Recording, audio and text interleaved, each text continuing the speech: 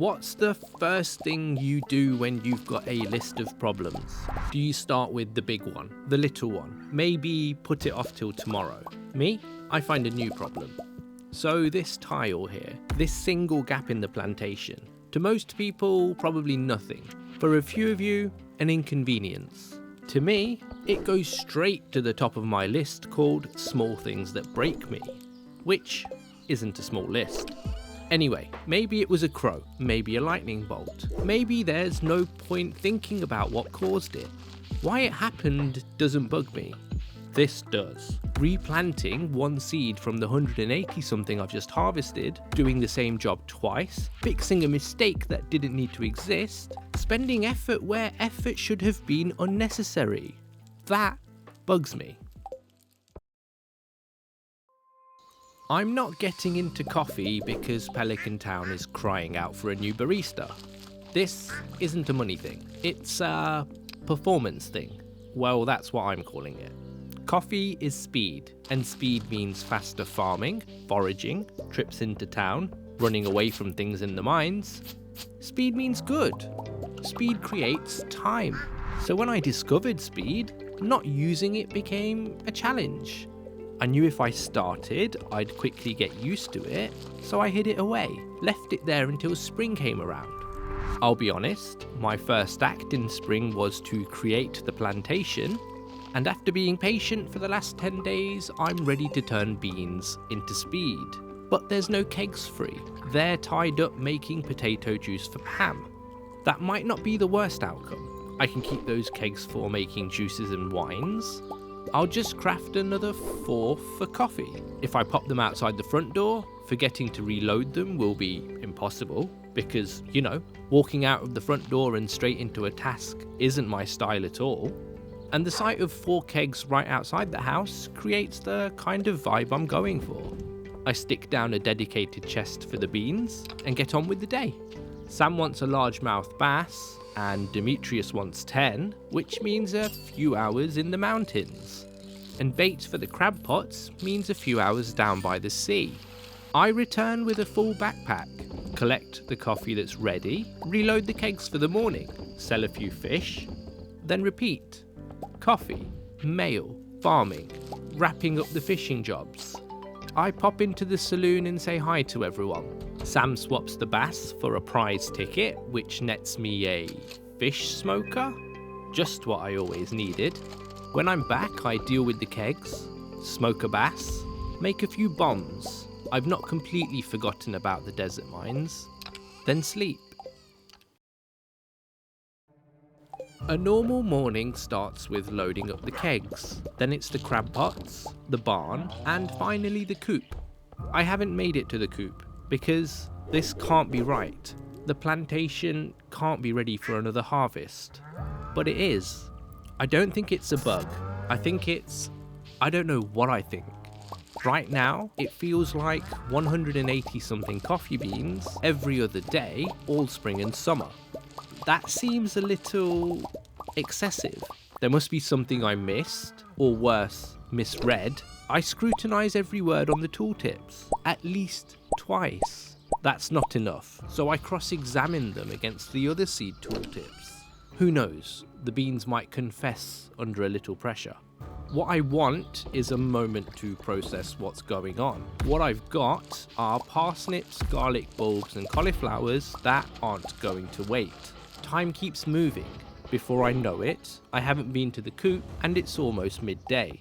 And there's a festival starting in a couple of hours. I've got chickens and ducks to say hi to, while my head is trying to figure out what the hell 180 something coffee beans every other day means. There's potato juice to collect and eggplants to get going. The kegs I loaded up in the morning are ready, and I just know I'm going to be the last person to turn up to the festival. Again.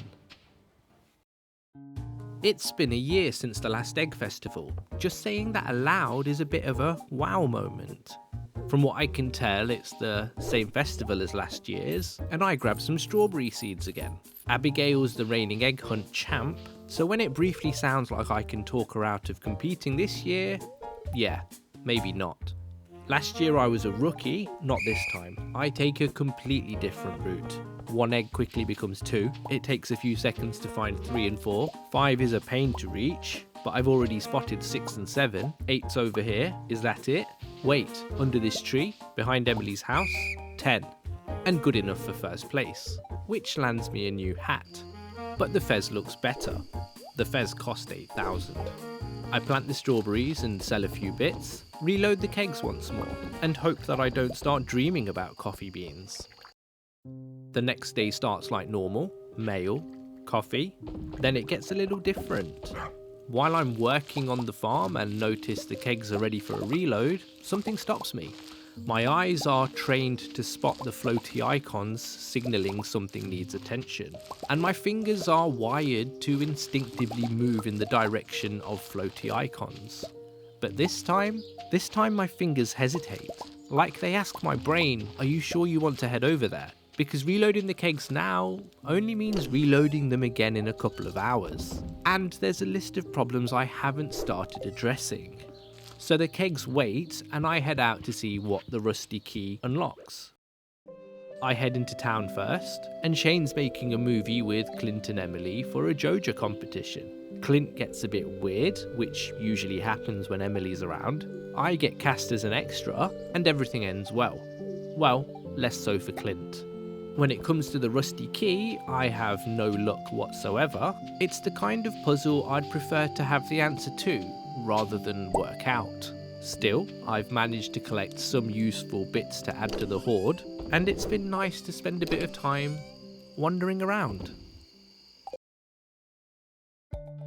The question isn't whether coffee was a good idea. That ship has sailed. The question now is whether I can keep up with it. While I'm picking the next harvest, a thought crosses my mind. I could just stop what I'm doing right now. I wish I was the kind of person who could. Instead, I'm the kind of person who finds the reason not to take that step. I've got beans sitting in the chest. I know when more are coming and how many. It's not the plantation that's the issue, the setup needs to expand. 4 kegs become 8. That helps in one way and creates a problem in another. A problem called oak resin. Right now, I get 4 every Thursday, and that's not the kind of pace an operation like mine needs. So I start with more tappers, then realise dotting them around the farm is going to be the kind of arrangement I'm going to end up resenting.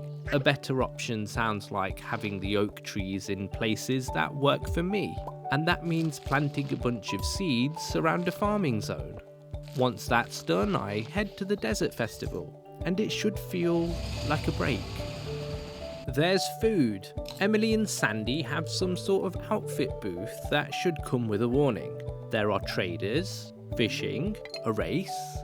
Everything here is trying to be a good time, and I'm walking around a festival in the desert thinking about oak resin, about whether 8 kegs are enough, about whether I'm solving this in the right order, about whether coffee is now one of those jobs that quietly breeds more jobs. That's the part that gets you.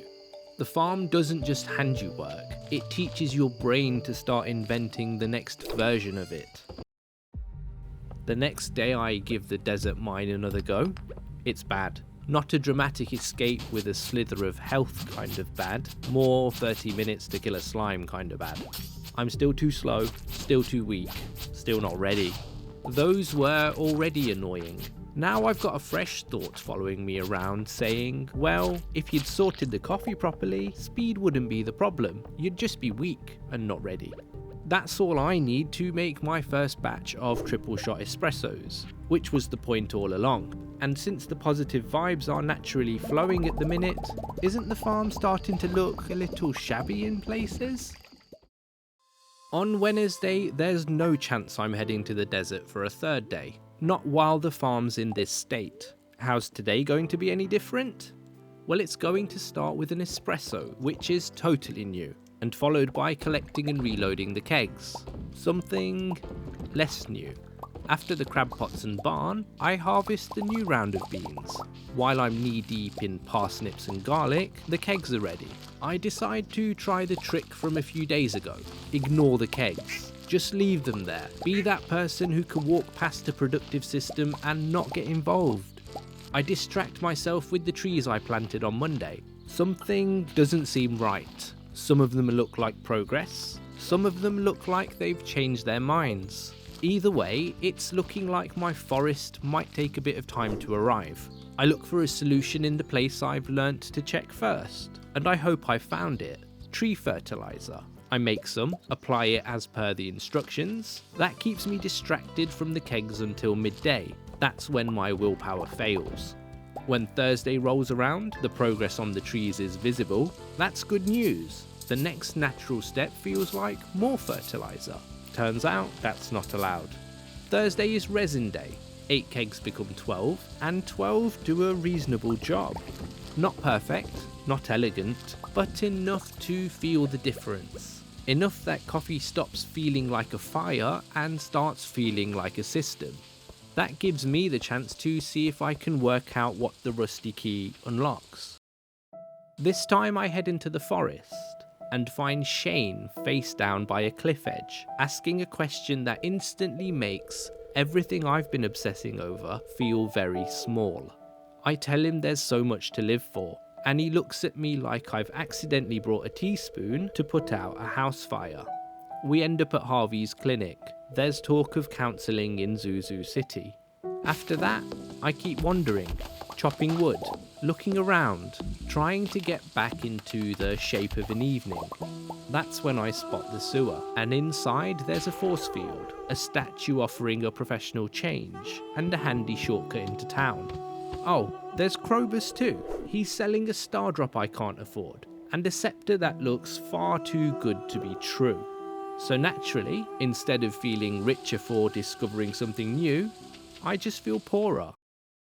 Shane's at the farm the next morning to apologise. While he's talking, all I can see is the coffee behind him, ready, waiting, floating reminders of materials I still need, jobs still pending, the next little fix already trying to form. And that's ugly. So I do something different. I drink an espresso and leave. No destination in mind, just away. I end up at the quarry, then the mines. Rocks, trees, coal, iron. And it feels good. Not because it's especially glamorous, because none of it is the farm. None of it is me looping around the same patch of ground, answering the same little demands. I'm just moving.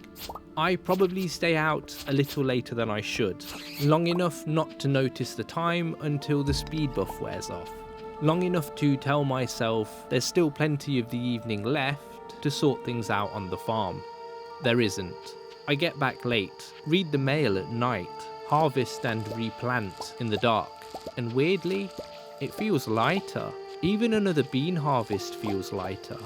Then I walk into the barn, the cows are sleeping, then the coop, the chickens and ducks are asleep too, and all the guilt lands at once. I neglected the animals. That's never happened before, not once. I spend the weekend carrying that around, working, fishing, chopping wood, installing tappers as trees finally grow. I upgrade the barn because investment feels suspiciously like repentance. And underneath all of it is guilt. Not loud, not dramatic, just there. Like the kind of thing that doesn't let you forget yourself. By Monday, the panic's eased. Not because everything's solved, just because 12 kegs do a reasonable job. Not perfect, it still takes a few rounds to get through the beans, but it works. The first of the new tappers are ready too, except I don't rush into making more kegs. Not because I've suddenly become wise, because 12 are holding, which leaves room for a different kind of thinking. The oak trees around the farming zone are fully grown. They look good, better than good, intentional. There's no need to tap all of them. A few extra won't hurt though. I plant a few maple seeds around the other farming zone. That'll look nice. And the syrup will be useful if I ever get round to bee houses. I've got the materials for fertiliser, it'd be daft not to. I make a big batch of espresso, tidy the farm, then wander down to the plantation and mark out where more sprinklers would go. Not that I'm planning to expand it, obviously.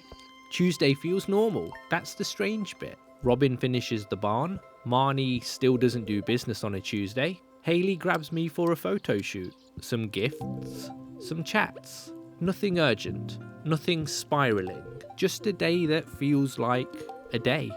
Then Wednesday is the flower dance.